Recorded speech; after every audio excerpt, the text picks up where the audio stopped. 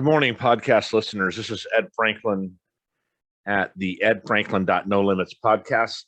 You can always contact me at edfranklin.nolimits@gmail.com. If you're watching this, you'll know that I got my hat backwards today. I'm in like my hat backwards mood, kind of frustrated a little bit, kind of motivated, kind of a lot of things today. I'll tell you a funny joke about my hat being backwards. There's a comedian that I was watching the other day that was talking about, he went to a concert and a security guard came up to him and said, "Hey, you can't bring that chain wallet into the concert." And he said, "Well, why? I mean, what's the big deal? Is it a security issue?" He says, "No, it's because you're 38. That's why you can't wear it." So I thought that was funny because with my hat backwards, I know people think, well, that's for kids to do. I've been doing this for a long time, since I was a kid. So I do it sometimes. And listen, if you're not watching this, it doesn't matter. You're not seeing it anyway. So the reason we're doing another solo podcast is because I had another guest drop out, and that just frustrates the hell out of me because, and it's kind of what this podcast is about a little bit. It's going to be, I'll be rambling a little bit, but people make commitments to me, so I schedule that, and then they drop out at the last minute or after the last minute. Just drives me a little nuts. So let me get my thoughts together again. edfranklin.nolimits podcast. Please share with your friends if you find something here interesting, or whether you don't, please share it anyway. I'll hit on some button eventually that you guys are interested in, or your friends might be interested in. And I'm just noticing I'm looking a little old today. I guess I'm not feeling that way, but the bags under my eyes say different. So no big deal. That's life. There's medicine for that. Just kidding. So anyway, if you know somebody who would like to be on my podcast, or if you would like to be on my podcast, please email me at edfranklin.nolimits@gmail.com. And if you want to be on it, be on it. Commit to me, and then let's do it. And same with your friends. Don't do what my last guest did and bail out at the last minute. It's very irritating. So anyway, a couple things happening. Had kids started school yesterday. The grandkids, Piper and Carson, and Piper was so excited to get back to school, and she just had a great day. She actually had a half day, and she was upset that she didn't have a full day. So she has so much enthusiasm. She gets to see her friends. She told me it felt like kindergarten. She's starting second grade.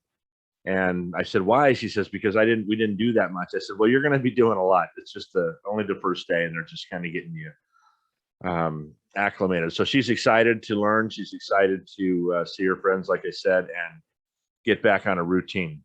Carson, he's starting a new high school, or starting high school, and it's not the school that all his friends went to. So he was a little more apprehensive. And when I picked him up yesterday, he kind of looked at me, and I said, "How was it?" And he says, "I don't know anybody." And I could see that pain, right, in the anxiety, and being out of his comfort zone. I could see that in his face, and I felt bad for him. And I know he'll be fine because he's very social, and he'll acclimate himself well. But it's still hard seeing him, have to do these new things. But listen, we all have to do that on a regular basis. We all have to get out of our comfort zone, try some things that we're not familiar with. It's funny when you're in a networking situation, which I used to set up a lot. I'd get a lot of people in a room. You'd see people, go to their friends right away. So the people they know, they'd go right there. And a lot of times, unfortunately, they'd stay there. I used to play this little thing when I would have them draw a number when they got to this networking event, and then I would number the seats. So whatever number they drew, they had to sit in that seat. And, usually they didn't get to sit next to somebody they knew, because his numbers were random. And it always worked out. They always started that conversation and got it going, but they needed a little nudge, right? Sometimes we don't like walking into rooms or places we don't know people. When you go to the doctor, you're sitting in a doctor's office with a bunch of sick people. You don't know who they are. It can be uncomfortable. I don't have that issue. I don't have that problem walking into rooms where I don't know people. I'll just go right up and talk to people. But we know that, I guess on average, probably way higher than average, most people do not like those situations. They don't like getting in and talking in front of people. Many times that can be as painful as, maybe the highest anxiety they'd ever had in their life if they're asked to get up and talk in front of someone. Whether they know this topic or not, I think sometimes that's just hard to do for people.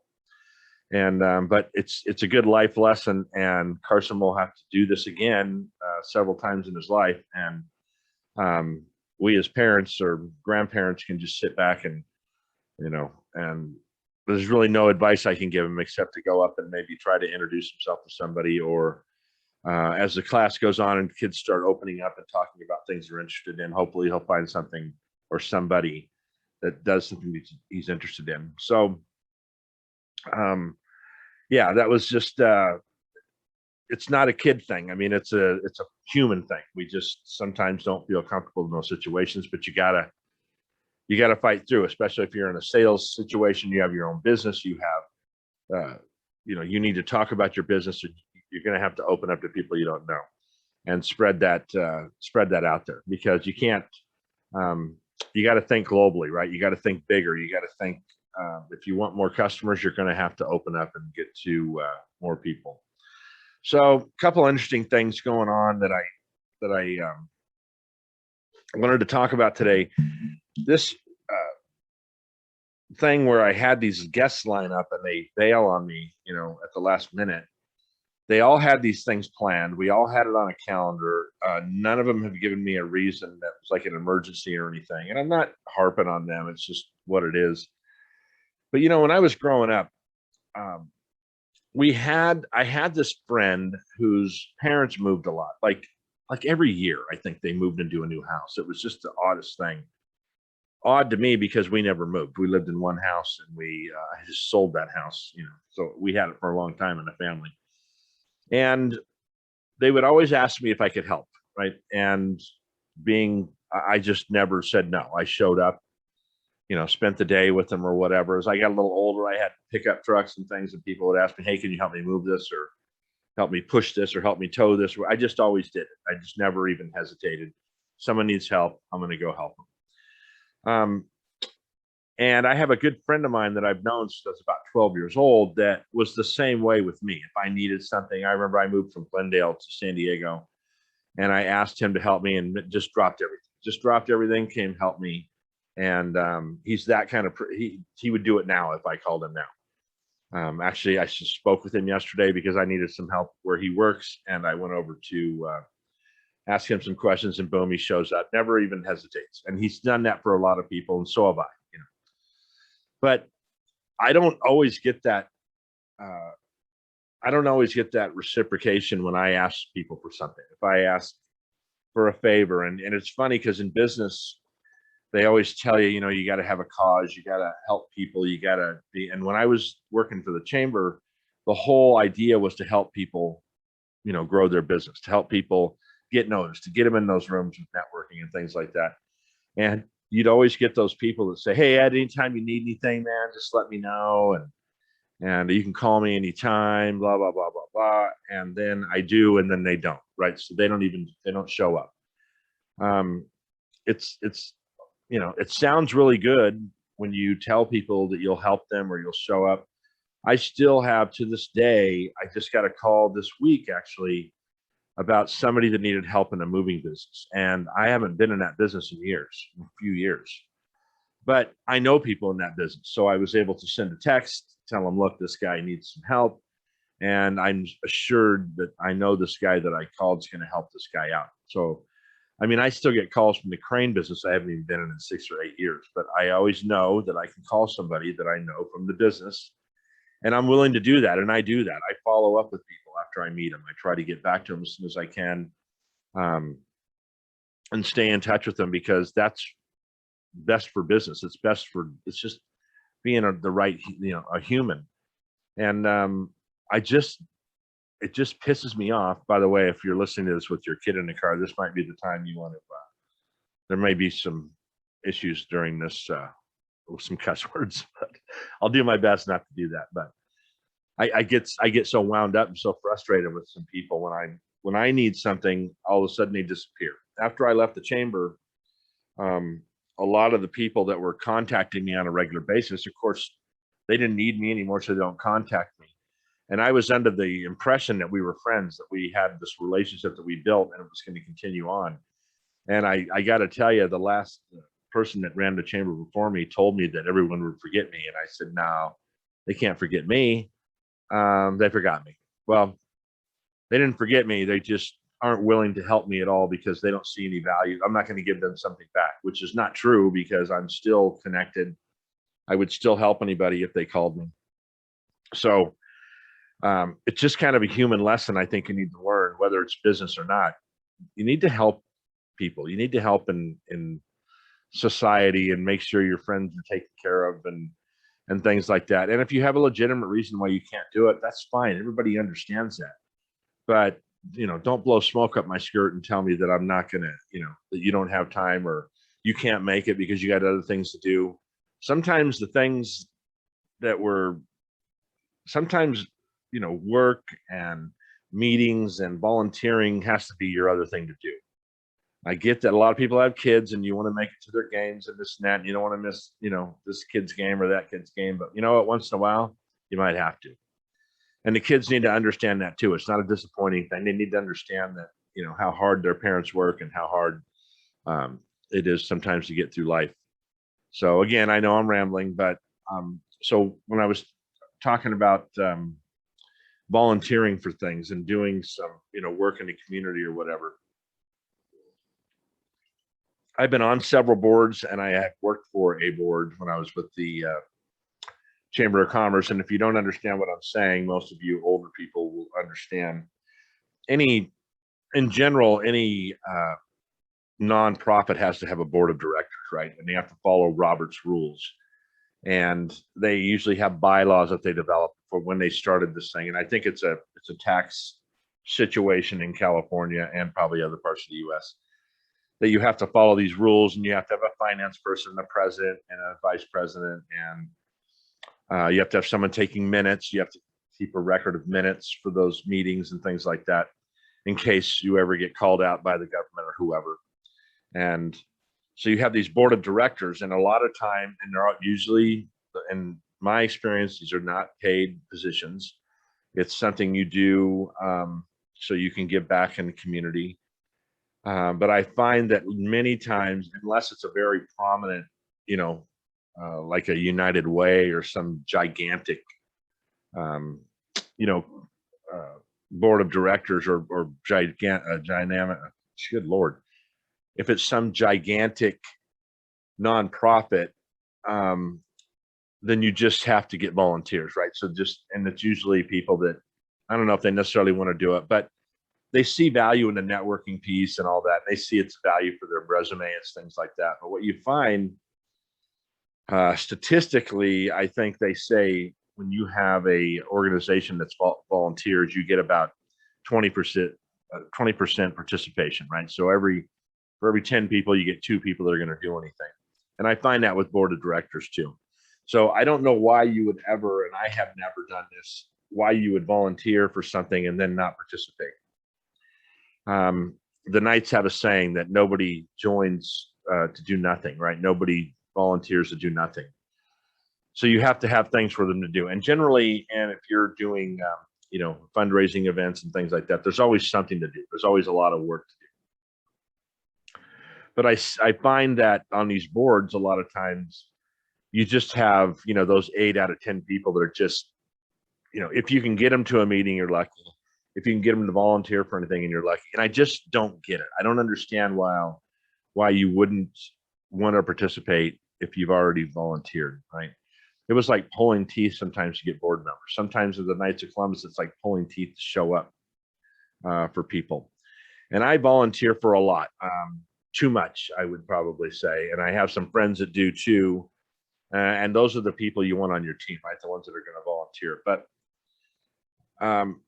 you got to show up in life. And on both these fronts that I'm talking about, in this nonprofit arena and also on these, when you need help from your friends or whatever, you got to show up. You got to show up and help people out. I've moved my kids. I've moved stuff. I've helped people jump cars. I've helped people do whatever. I can do it. If I can make it there and go help those people, I'll do it in a second. Now, with that being said, don't call me and ask me to jump your cars or all those things, because I'm just kidding. If you needed help, I would, of course, help you or figure out a way to get you help. But I just am trying to tell you to show up. Your friends expect it. It should be expected. When we were kids, it seemed like it was more it seemed like it was more prevalent for us to show up than it is these days. And now, of course, I don't know that. I'm not moving every 5 minutes. When we moved here, I got movers. I didn't want to mess with anything. And I'm not one of those people that ask very often for help, because first of all, I don't want to be told no. And secondly, I can usually do it my way, the way I want it done. And that's just the way it works. But so show up for people.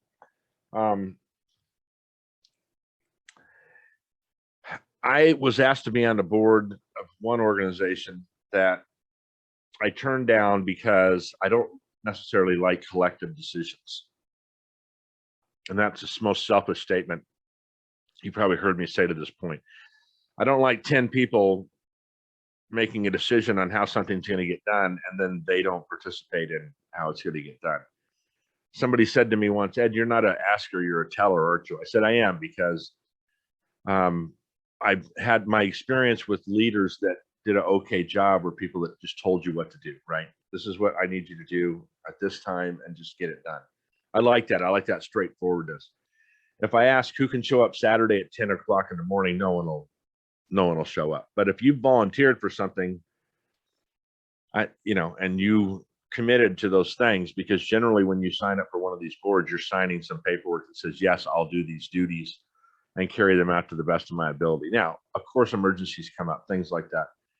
But I guess what I'm fucking saying is you got to show up in life, man. If you're going to volunteer for something, get in there and volunteer. If you're going to be a coach, coach for kids, you got to show up on time. You have to set that example, especially for kids, that you got to be on time. You got to be ready to go. You got to be prepared. You got to do all those things. It's no different when you're an adult and you're working with adults. I used to tell people when they join the chamber, the first thing you should do is get on a committee. Show people how committed you are to something, how you can work with people, how you can lead them. And that will probably lead to business more than likely. When you do, when someone does consider using you, they have that example that you set for them as a leader, as a volunteer, as a workhorse, as whatever you want to call it, as an accountant, if you're the finance person for a organization like this. So I'm telling you, show up. And when you show up, when you volunteer for something, do the fucking job. Don't just show up to get it on your resume. It doesn't impress anybody at all. And when you do, when chips are down, you got to volunteer for something, and you got to raise money for these organizations.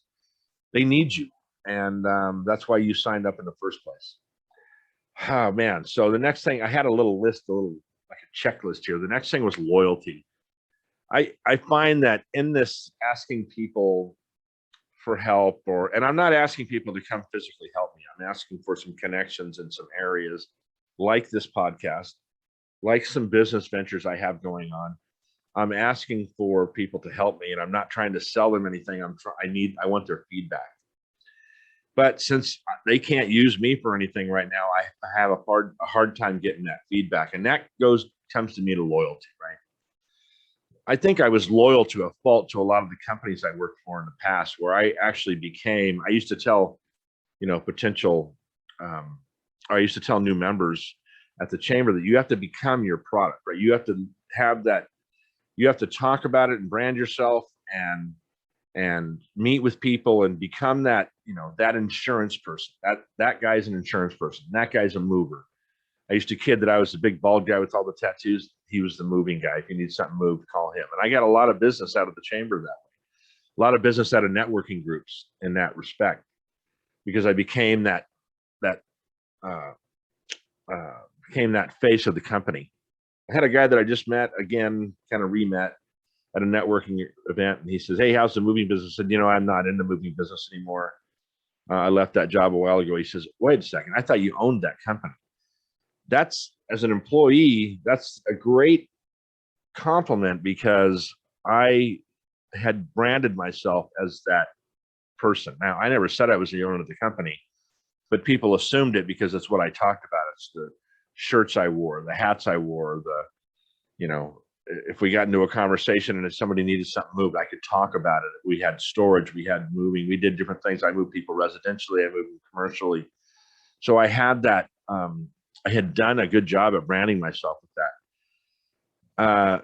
I worked for another company when I was in the HVAC business, and I became kind of that face of that company too, within my accounts, not for everybody.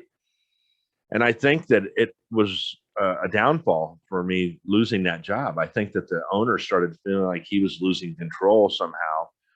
But all I was doing, what was in the best interest, all I was doing was in the best interest of the company. I was offering things that they had kind of either forgotten to do or did not want to do. I used to take people back to Wisconsin to the plant, watch them build things, and the manufacturer would cover a lot of those costs, so it wasn't expensive, and I generally would get a big job out of that that would cover the expenses 20 times. But I think this owner kind of got his feelings hurt because they stopped calling him. They started calling me and asking me questions about the company or about the products, and I would get them, to the right person. And that's happened a couple times in my life, I think, where I was so loyal and so, I would work weekends, Sunday, I would travel. I missed an operation that my wife had because I was traveling for something. I've missed kids' events because I had to work. I've worked on holidays. I've done whatever I had to do to get that business, and it paid off. I got the business. But sometimes the ownership would go, wow, he's doing, I don't even know. It's just an ego thing for them. I don't know why they wouldn't want me to continue to do that. So I would always say you need to be loyal to, who you're working for. If you can't feel like you can be loyal, you're working for the wrong place. If you can't, talk about their product or service in a high respect situation, if you start to rip the competitors, if you start to do other things, I think it's a bad idea. I think you should just be real positive about what you're selling and, who you're working for, because I think loyalty is important. I have some friends, like I said, some acquaintances from past business that aren't loyal at all. If I can't give them something right now, then they're deciding that they're not going to, talk to me. I recently was turned down for a position that I reached out. I had all the people that I knew I needed to contact about that position within the company, within the organization. I reached out to friends for references. I did all that. They were very gracious to give me that permission to use references, but the people within the organization just ignored me. And I kind of get it. It's probably not in their wheelhouse, but from our dealings in the past, I had done such a good job with them. I felt like it was a no-brainer. I didn't even get an interview with this. I got a Dear John email this weekend about it, and I was so frustrated with it. Apparently, after working my entire life, I'm not qualified or desired at some places, and that you can hear the frustration, obviously, right? And it's kind of despicable, to be honest with you, because I have so much to offer an organization like that. And I'll take the blame that I haven't demonstrated that enough. I mean, that's what I have to do. But some of the onus goes on them. Shame on them for not, being a little bit more compassionate or honest. Be honest, to be frank with you, it's just honesty. It's like people just don't want to get involved because they feel like they just don't want to be involved. It's like watching someone get hurt and they just walk by or whatever. And it really pisses me off. And it goes to loyalty. It goes to loyalty to your friends and family and things like that. It kind of just burns my ass. We were talking, I had a conversation this morning with a friend of mine about sales. And I was saying, we just overcomplicate sales so much. It's not, there's no real science to it. It's really about being genuine.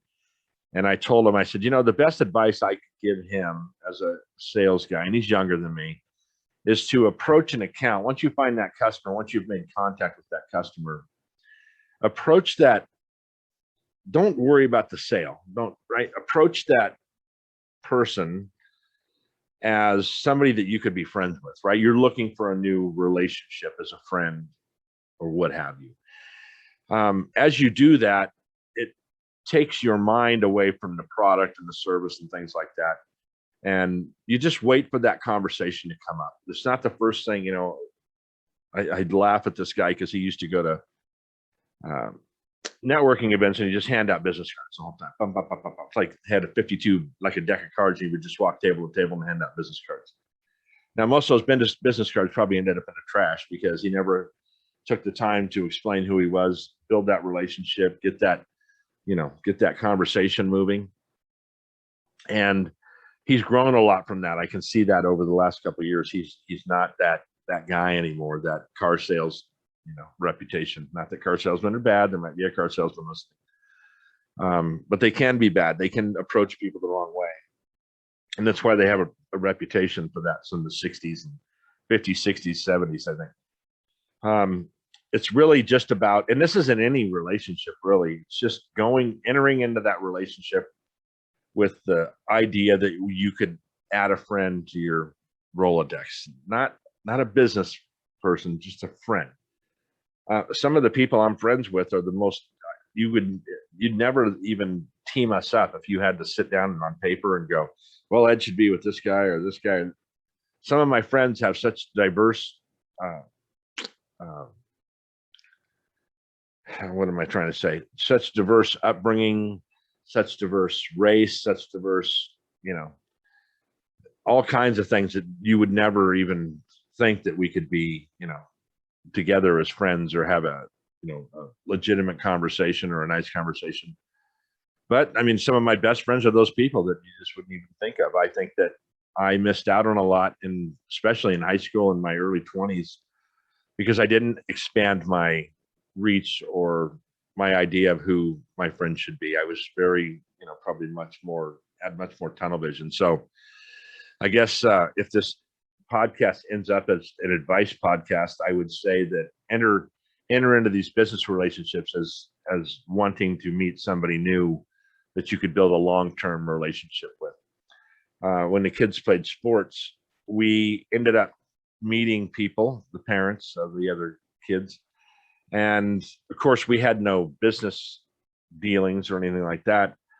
But because of our commonality with the kids, we ended up making some long-lasting friends.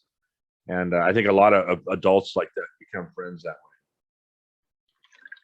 It's the same thing I told Carson when he gets back to school. It's just to kind of, look for people with the same interests. I know a lot of kids have the same interests as him. You just got to get that door open, and he will, and he'll be fine. But, going back to that, a lot of you adults, grown-ups, older people, I don't care what you want to be called, and a lot of you kids that are in your 20s, 30s, sorry, I called you kids. My kids are that age. Need to kind of do the same thing I recommended to Carson. You need to get out of your comfort zone and meet some people. Find out where those interests are. I told you before, who you hang around is going to tell me where you're going to be. And listen, it doesn't matter to me. If you want to hang around assholes and end up being one of them, that's your business.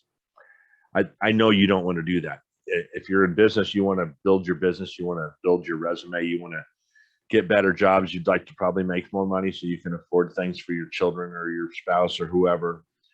But it's a lot of it's going to have to do with who you're hanging out with and who you're socializing with and what you're reading, what you're listening to. Hopefully this is some good advice for you because, it's little pieces you can use.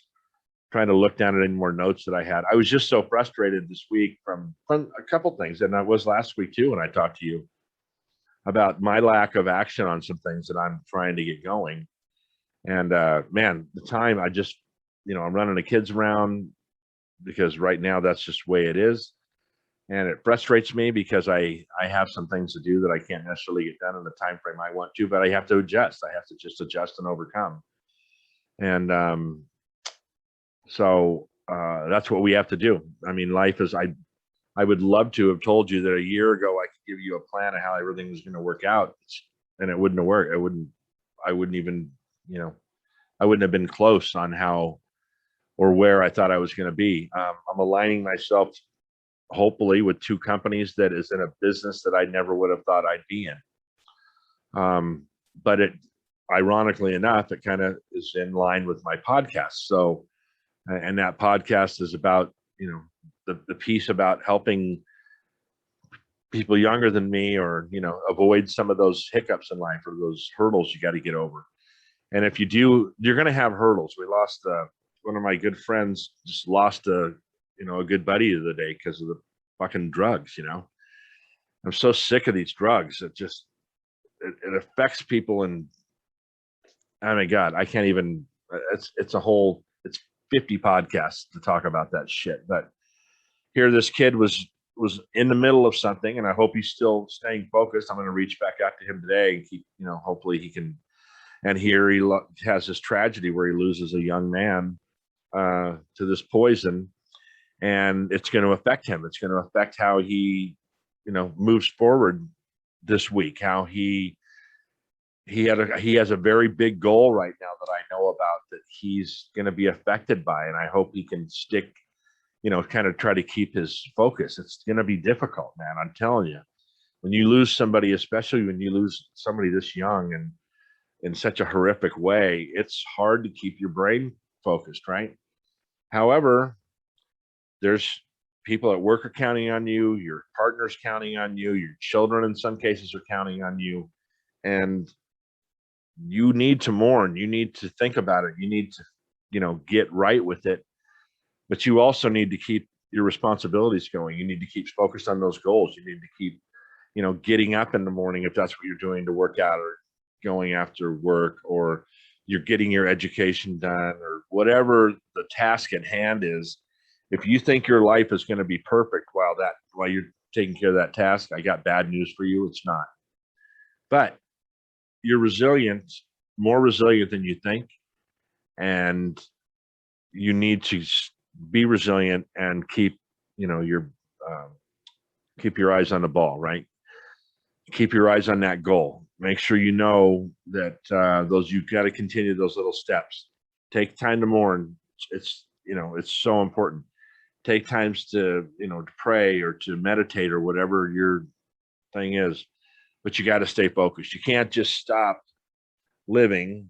And it's funny, having raised all these kids. Shit happened during the last 35 years I've been raising kids. Stuff's happened. I've lost friends. I've lost parents. I've lost, thank God I haven't lost any children or anything. But I mean, that could happen. I don't know. But the thing is I always had to stay focused. I know when my stepdad was sick, we had to go see him on a regular basis every week. We still needed to feed the kids. They still needed to go to school. They still needed school clothes. They still needed, and he passed away right near Christmas. And we had to do this crazy barrage shopping where we just had to go and get Christmas done, right? Even though this happened right in the middle, the kids still deserved a good Christmas. We still had holiday responsibilities to do with family and friends and church and all these things. And, here in the midst of this tragedy, we had to stay focused, right? We had to keep going. It doesn't mean you don't care. It doesn't mean you don't love that person, or you're you're going to miss them. You're going to do all those things, but you got to keep life going. At some point, I'm not going to be around here for my kids. It's just life. I can't live forever. They need to, I hope I built them up enough, and I hope they're in a good enough situation where they can, listen, of course I don't want them to be harmed by that, but it's just what it is. I mean, sometimes you got to look at your kids and just, man, you don't ever want your kids in pain, but we can't avoid it. We can't avoid pain in our life. But with those loyal friends that you should have, and if they're not loyal, get new ones. Those are the people that are going to be there for you, right? Your family, your friends, your mom, dad, brothers, sisters, your neighbors, people like that are going to be there for you to, sometimes you just need to have someone put their arm around you and just, say, I get it, right? Or you can't always sympathize with them because you don't know, but you can have empathy. I've talked to one of my podcasts early on was Deborah Burt. It's just her and her husband are just most awesome people in the world who had lost a child. And my daughter has lost a child, my grandson. And I can't understand that but I can, I can be they can lean on me for that if they need to. They can talk to me about it, whatever. It's one of my most liked podcasts, one of my most listened to podcasts. So I guess out of frustration, I felt like that, that conversation was good, although it was with me.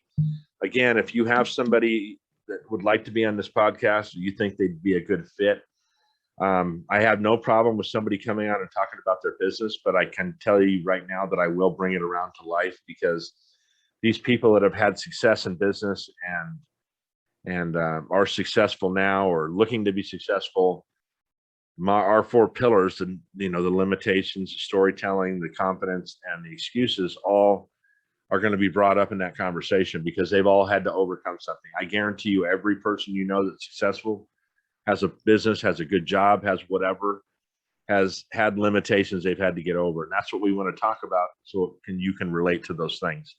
Something on this podcast, you're going to have an aha moment, right? You're going to have that, oh shit, I never thought of that. I guarantee you, because it's just through conversation like this, either with me by myself or with another person, you're going to have those aha moments. You're going to find that person that you can relate to. And that's what I want to do with this podcast, is to help you find something to help you get over your limitations and tragedy and, relationships, things, anything is up. So whether you want to be on or someone, we're going to move that conversation to that, but we'll definitely give that person or you some time to talk about your business. So edfranklin.nolimits podcast. Contact me at edfranklin.nolimits@gmail.com. We're rolling right along. I saw a great meme the other day that I'll see if I can look up while we're talking. That just resonated with me, and it was kind of a play on things. It says, doubt kill, usually you hear doubt kills more dreams than than anything will. Well, here's doubt kills more podcasts than failure ever will. Keep pushing forward. I told you, statistically, about 70% of the podcasts only last about 5 months. We're going on our 5th month. I'm going on my 5th month, and we're not stopping. So we'll get better guests, we'll get better content, and you got to help me with that. If you got a subject or a topic you want to talk about, or a person to bring on, contact me at edfranklin.nolimits@gmail.com.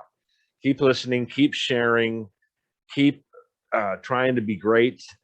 You're built to be great, but you got to take some action, right? So keep taking that action. And I hope you have a great week and a great weekend. And we'll be on next week with somebody or me or what the hell. But be loyal, show up, and succeed. Have a great week.